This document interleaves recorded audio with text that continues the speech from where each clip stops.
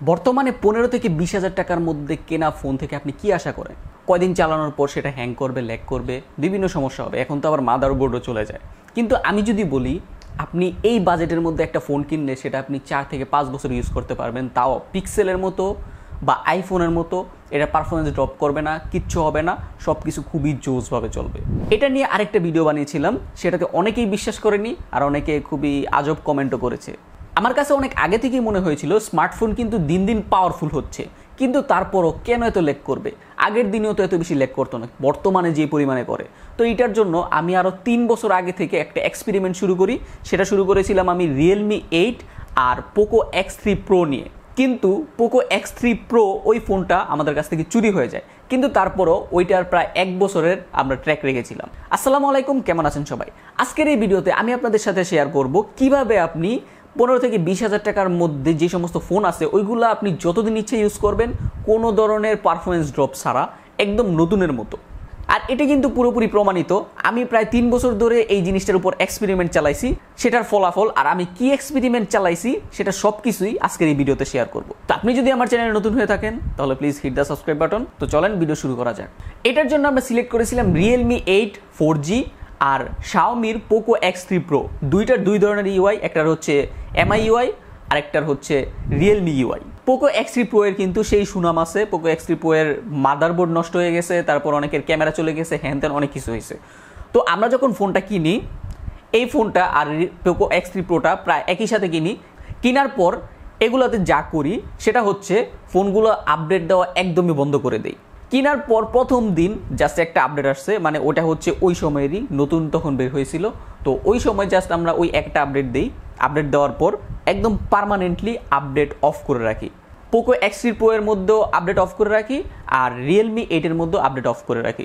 শুধু এইটা না, শাওমির মধ্যে কিন্তু সিস্টেম অ্যাপগুলোও আপডেট হয়, আমরা ওই আপডেটটাও অফ করে রাখছি। মানে সব কিছুই অফ করে রাখছি, জাস্ট গুগল প্লে স্টোরের যেই অ্যাপগুলো আপডেট হয় ওইগুলো আমরা অফ করি নাই। তারপর ফোনের মধ্যে কিন্তু বড় বড় আপডেট ছাড়াও ছোট ছোট সিকিউরিটি প্যাচ আপডেট আসে, ওইগুলো হচ্ছে অনেক ছোট আপডেট হয়ে থাকে, কিন্তু আমরা ওই আপডেটগুলোও দিই নাই। এক কথায় সব ধরনের আপডেট আমরা এই দুইটা ফোনে বন্ধ করে রাখি। তারপর এইভাবেই আমরা ইউজ করতে থাকি প্রায় 1 মাস, 2 মাস, 3 মাস, 6 মাস, 1 বছর। আর এই ফোনটা তো এখন 3 বছরেরও ওপরে চলতেছে। তো এখন আসি এই এক্সপেরিমেন্টের রেজাল্টে। এই এক্সপেরিমেন্টটা চলাকালীন সময় আমরা বেশ কয়েকটা জিনিসের উপর অনেক ভালোভাবে খেয়াল রাখি। তার মধ্যে নাম্বার 1 হচ্ছে ইউআই এক্সপিরিয়েন্স, তারপর হচ্ছে অ্যাপ ওপেনিং স্পিড, 3 নাম্বার হচ্ছে ক্যামেরার ফটো আর ভিডিও কোয়ালিটি, আর 4 নাম্বার হচ্ছে ওভারঅল এক্সপিরিয়েন্স। তার মধ্যে হিটিং, নেটওয়ার্ক সব কিছু আছে। তো প্রথমে বলি রিয়েলমি ইউআই এর কথা।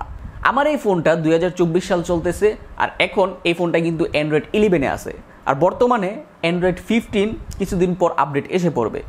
রিয়েলমি 8ও কিন্তু অনেক বেশি আপডেটেড হয়ে গেছে, কিন্তু আমরা সেই আগের অ্যান্ড্রয়েড 11-এ আসি। এখন এটার এক্সপিরিয়েন্সের কথা যদি বলি, একদম পুরো পিক্সেলের মতো। আপনি এখন পর্যন্ত এটাতে একদম নতুনের মতো এক্সপিরিয়েন্স পাবেন। আপনি যে কোনো অ্যাপ ওপেন করেন, ক্লোজ করেন, কোনো ল্যাগ করবে না। মানে গেম খেলেন, ছবি তোলেন, একসাথে আপনি 10টা অ্যাপ ইউজ করেন, কোনো ল্যাগ করবে না, কোনো কিছু করবে না। এমনকি আপনি যদি নর্মালি ইউজ করেন, ওই জায়গায় যে একটা স্টার্টার মারে, মানে হঠাৎ করে দেখবেন যে একটা বাড়ি মারে বাজেট ফোনের মধ্যে, ওই জিনিসটাও এই ফোনের মধ্যে নাই। তার কারণ হচ্ছে প্রায় সবগুলা ফোনেই আপনি যখন নতুন কিনলে দেখবেন যে আপনি অনেকগুলো সফটওয়্যার ইনস্টল করছেন, তারপরেও কিন্তু ফোনটা একদম দুমায় চলতেছে, ওটার মধ্যে কোনো ধরনের ল্যাগ নাই, সব দিক দিয়ে খুবই জোস। আপনি 10টা অ্যাপ ওপেন করেন সমস্যা নাই, 20টা অ্যাপ ওপেন করেন সমস্যা নাই, গেম খেলতেছেন দুমায়া, সব কিছু খুবই জোসভাবে চলতেছে। প্লাস ব্যাটারি ব্যাকআপও কিন্তু জোস থাকে। কিন্তু কয়েকদিন পর আস্তে আস্তে যখন আপডেট আসে, আপডেট আসার পর ব্র্যান্ডগুলা ইচ্ছা করে আপনাকে এমন এমন আপডেট দিবে যে যেই আপডেটের কারণে আপনার ফোনগুলো স্লো হয়ে যাবে আর আপনার কাছে মনে হবে যে আপনার এই ফোনটা দুর্বল হয়ে গেছে। আর ব্র্যান্ড যে এগুলো করে তার প্রমাণই হচ্ছে আমাদের এই এক্সপেরিমেন্ট। আর এটা কিন্তু আমি আপনাদেরকে 2 দিনের কথা বলতেছি না, এই ফোনটা নিয়ে এর আগেও আমি কয়েকটা রিভিউ বানিয়েছি। এটা এখন পর্যন্ত আপনি পারফরমেন্সের কথা বলেন, গেমিংয়ের কথা বলেন, ক্যামেরা আগের মতোই, মানে আগেও খুব একটা ভালো ছিল না, এখনও সেই আগের মতোই আছে। প্লাস নেটওয়ার্ক, হিটিং, ব্যাটারি সব কিছু একদম নতুনের মতো আছে। আর পারফরমেন্স তো কোনো কথাই নেই, একদম সেম টু সেম নতুনের মতো। এখন আপনারা ভাবতে পারেন যে হয়তো বা এটা রিয়েলমি, এই জন্য এই অবস্থা। এবার আসি শাওমিতে। পোকো X3 Pro কিন্তু অনেক ডিজাস্টার একটা ডিভাইস ছিল। ওইটার মধ্যে হিটিং ইস্যু হয়েছিল, মাদারবোর্ড ইস্যু হয়েছিল, তারপর ক্যামেরা ইস্যু, সব ধরনের ইস্যু ওইটার মধ্যে হয়েছিল। ওই ফোনটা আমরা যখন ইউজ করি ওইটার মধ্যে কোনো ধরনের আপডেট দেই নাই। ওইটার মধ্যে তখনও অ্যান্ড্রয়েড 11 ছিল, এটার মতোই সেম। ওইটার মধ্যেও সব ধরনের আপডেট দেওয়া আমরা টোটালি বন্ধ করে দিই। বন্ধ করার পর তারপর দেখলাম যে ফোনটা বেশ হিট হচ্ছে, অনেক বেশি হিট হচ্ছে। তারপর আমরা একটা আপডেট দিই, একটা আপডেট দেওয়ার পর দেখি যে হিটটা ঠিক হয়ে গেছে। তারপর আপডেট দেওয়া একবার অফ করে দিই। পোকো X3 প্রোটা আমাদের কাছে 1 বছরের বেশি সময় ধরে ছিল। নতুন অবস্থায় যেই ধরনের পারফরমেন্স পেয়েছিলাম একদম পুরো 1 বছর, মানে যতদিন আমরা ইউজ করেছি পোকো X3 প্রো থেকে আমরা সেম এক্সপিরিয়েন্স পেয়েছি। শুধু এটাই না, শাওমির ক্যামেরা কিন্তু শুরুর দিকে অনেক ভালো থাকে। আর পোকো X3 প্রো এর ক্যামেরা আপনি যদি বর্তমানে কোনো ইউজার থাকে তার থেকে নিয়ে যদি দেখেন, দেখবেন যে ক্যামেরাটা একদম পুরো গার্বেজ হয়ে গেছে। কিন্তু নতুন যখন লঞ্চ হয়েছিল তখন কিন্তু এটা ক্যামেরা জোস ছিল। আর আমরাও এই জিনিসটা অনেক বেশি ভালো করে খেয়াল করছি। যখন আমরা আপডেট দেওয়া একদমই অফ করে দেই, তার আরও 1 বছর পর ক্যামেরার যে এক্সপিরিয়েন্স পেয়েছি, মানে ছবি ভিডিও দুইটারই কোয়ালিটি একদম পুরো নতুনের মতো ছিল। মানে এক কথায় খুবই জোস ছিল।